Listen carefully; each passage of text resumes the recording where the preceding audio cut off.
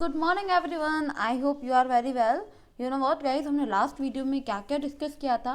हमने last video में discuss किया था भौतिक एवं रासायनिक परिवर्तनों के बारे में। और ये जो आखिर होता क्या है कि इस चैप्टर में कौन कौन सी बातें बताई जाने वाली हैं और भौतिक जो परिवर्तन होते हैं वो कौन कौन से होते हैं, जैसे नमक का घुलना, चीनी का घुलना, बर्फ़ का जलना, घी का जमना, ये सब भौतिक परिवर्तन होते हैं।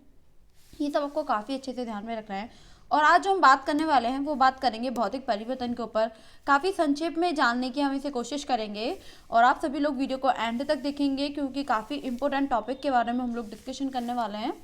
सो आप सभी लोग काफ़ी अच्छे से इसको पढ़ेंगे। तो गाइस, होता क्या है कि जो भौतिक परिवर्तन होता है वो होता क्या है, भौतिक परिवर्तन में ये परिवर्तन का अर्थ क्या होता है, थोड़ा डीपली हम इसे समझेंगे। तो गाइस, परिवर्तन का अर्थ होता है बदलना। ये आपका परिवर्तन होता है, चेंजेस आना, बदलना, ये आपका परिवर्तन हो गया। अब हम बात करें ये भौतिक अर्थ, भौतिक शब्द का क्या अर्थ होता है। तो गाइस, भौतिक शब्द का अर्थ होता है पृथ्वी पर इतने सारे पदार्थ पाए जाते हैं। ठीक है, पृथ्वी पर बहुत सारे पदार्थ पाए जाते हैं, तो उनमें क्या होता है, उनमें दो प्रकार की संरचनाएं ज़रूर पाई जाती हैं मोस्टली। एक तो होती है बाहरी और एक होती है अंदरूनी। अब हम देखें ये बाहरी संरचना क्या होती है, जिसको हम भौतिक कहते हैं, वो बाहरी संरचना होती है। और अंदरूनी संरचना जिसे हम आंतरिक कहते हैं, ये आपको ध्यान रखना है। तो गाइस, किसी भी परिवर्तन के द्वारा किसी भी पदार्थ की जो बाहर का जो रूप होता है, ठीक है, बाहर का रूप बदल जाने की जो प्रक्रिया होती है उसे हम भौतिक परिवर्तन कहते हैं। क्या कहते हैं? उसे हम भौतिक परिवर्तन कहते हैं। अगर हम यहाँ पे बात करें जो हमारा सेकंड पॉइंट, ठीक है, सेकंड पॉइंट में क्या आता है कि किसी भी परिवर्तन द्वारा किसी भी पदार्थ की जो अंदरूनी भाग होता है वो बदल जाए, तो क्या होगा कि तो हम उसे क्या कहेंगे, उसे बोलेंगे हम रासायनिक परिवर्तन। क्या बोलेंगे? उसे हम रासायनिक परिवर्तन के बोलेंगे। क्यों? क्योंकि जो पदार्थ की अंदरूनी जो उनकी पार्ट होता है वो बदल जाता है।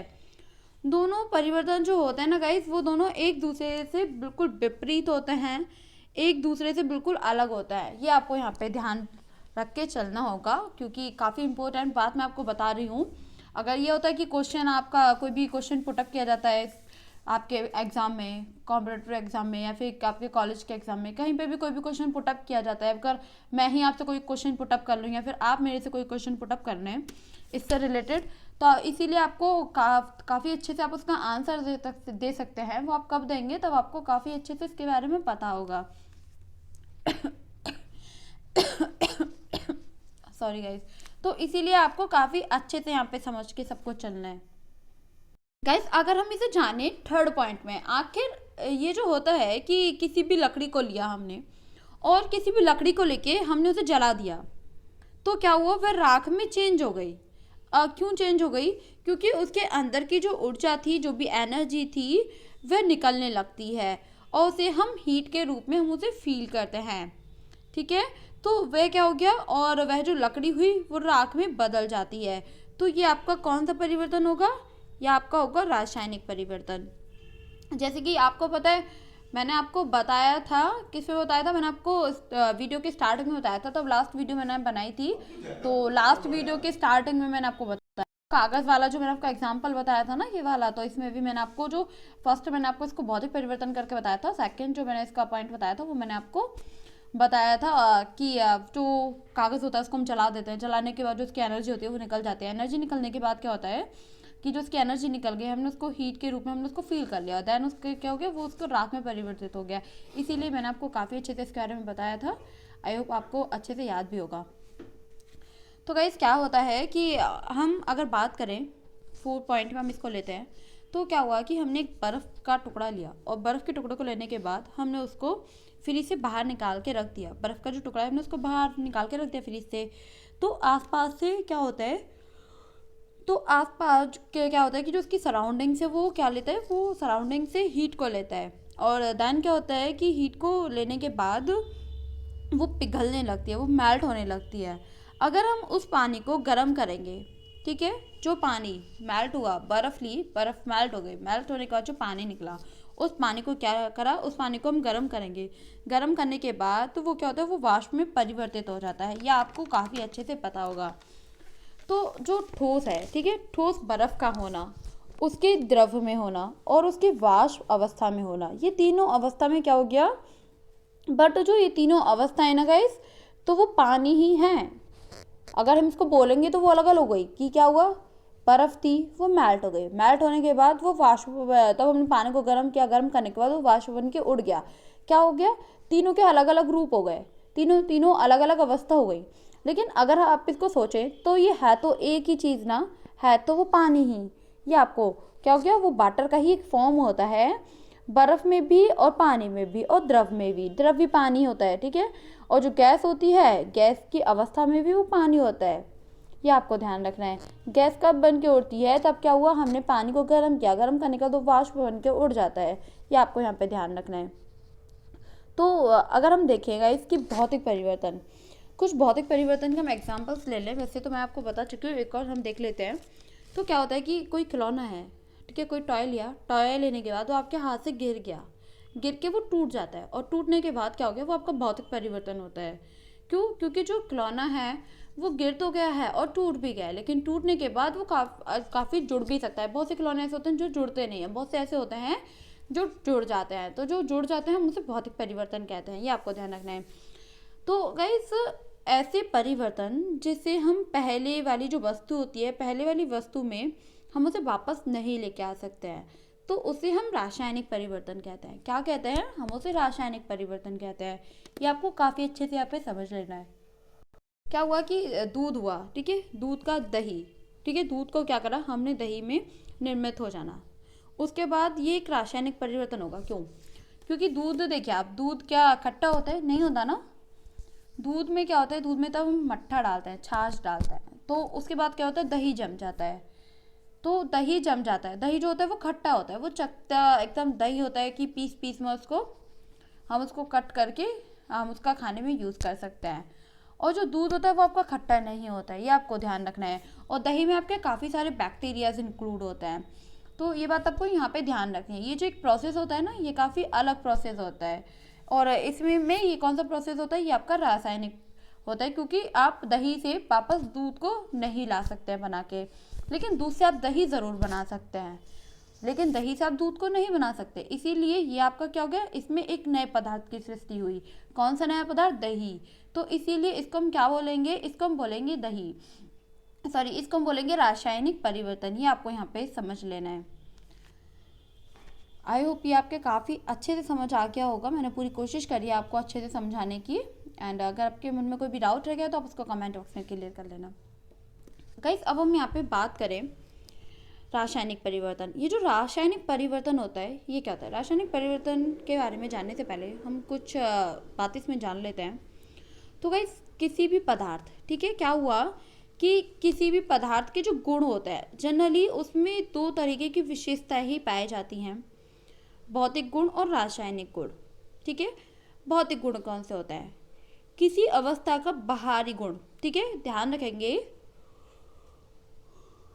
किसी अवस्था का बाहरी गुण के बारे में दर्शाया जाता है, वो क्या होता है, वो आपका होता है भौतिक गुण। किसी भी पदार्थ की जो अंदरूनी गुण को दर्शाता है, वो आपका होता है रासायनिक गुण। तो होता क्या है गाइस कि क्या हुआ कि रासायनिक परिवर्तन में एक नए परिवर्तन की सृष्टि होती है। जैसे कि कुछ देर पहले मैंने आपको बताया, जो पदार्थ, पिछले जो पदार्थ होता है ना, जो लास्ट वाला उसका पदार्थ होता है, उससे काफ़ी वो यूनिक होता है, काफ़ी बिल्कुल अलग होता है। ये आपको ध्यान रखना है। अगर हम यहाँ पे बात करें कि लोहे में जंग पड़ना, मैंने आपको चैप्टर के स्टार्टिंग में बताया था कि हम लोग इसके बारे में भी पढ़ेंगे। आई होप आपको याद आ गया होगा। लोहे में जंग पड़ना, जैसे कि आप लोग सभी लोग पिक्चर में भी देख पा रहे हैं। तो होता क्या है कि एक तरीके से ये लोहा है, अगर हम लोहे को बाहर क्या होता है कि लोहे को हम बाहर खुली जगह पे रख देते हैं, उसको रख के वहाँ पे छोड़ देते हैं, हम उसका ध्यान ही नहीं रखते कि हाँ बाहर हमने लोहा भी रखा हुआ है, ठीक है। तो क्या होगा कि जो लोहा होता है वो ऑक्सीजन के साथ क्या करता है, ऑक्सीजन के साथ विक्रिया करता है, और ऑक्सीजन तब उसे मिलती है। ऑक्सीजन कहाँ से मिलती है आपको पता है, उसे ऑक्सीजन मिलती है वातावरण से, एयर से। और एयर में क्या प्रेजेंट होता है, जल वाष्प। तो जल वाष्प के संपर्क में तब वो आ जाता है, ठीक है, तो वह धीरे धीरे बदलने लगता है। धीरे धीरे बदलने का मतलब है कि लोहे की जो जंग होती है, जंग लगना, वह एक प्रोसेस होता है, आपको भी पता है काफ़ी अच्छे से। ये क्या होता है कि ये धीमी गति में प्रक्रिया करता है, काफ़ी दिन के बाद हम उन्हें नोटिस करते हैं एक तरीके से। क्या होता है कि अब क्या हुआ, आप अच्छे से समझेंगे मेरे को। जो लोहा है, ठीक है, लोहा जिसमें जंग पड़ गया, उसमें क्या हुआ, जिसमें ऑक्साइड का निर्माण हो गया। जंग पड़ने के बाद लोहे में ऑक्साइड का निर्माण हो गया।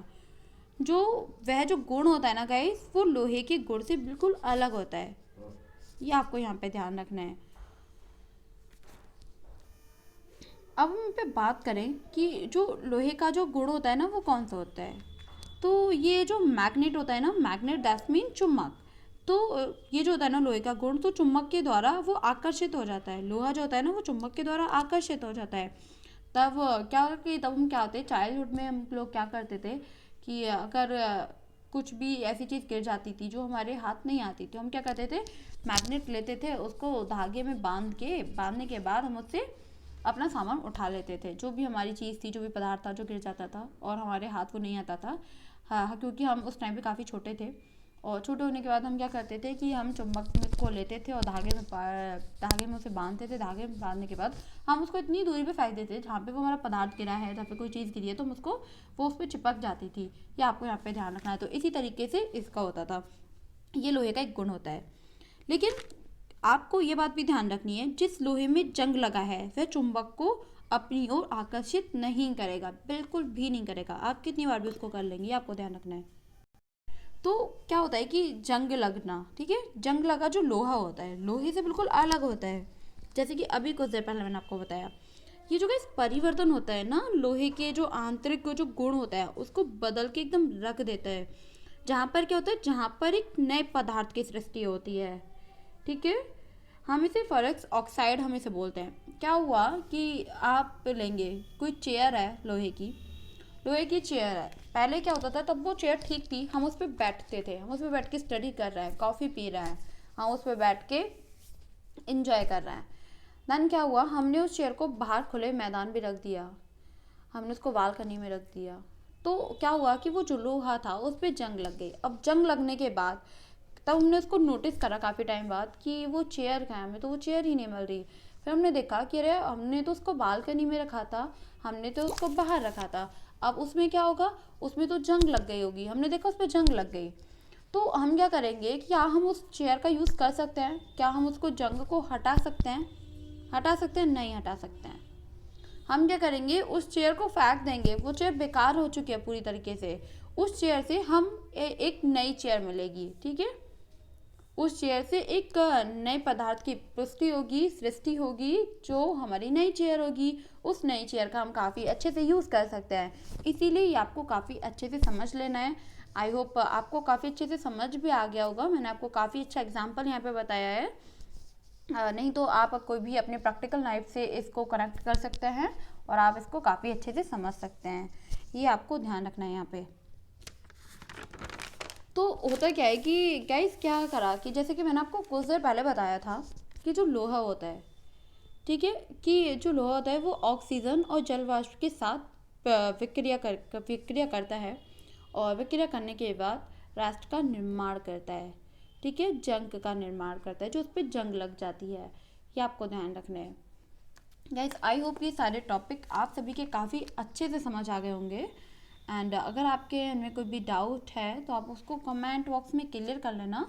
और अगर उनमें कोई भी डाउट आपको रखना ही नहीं है, ये बात तो मैं आपसे डेली वीडियो में बोलती हूँ।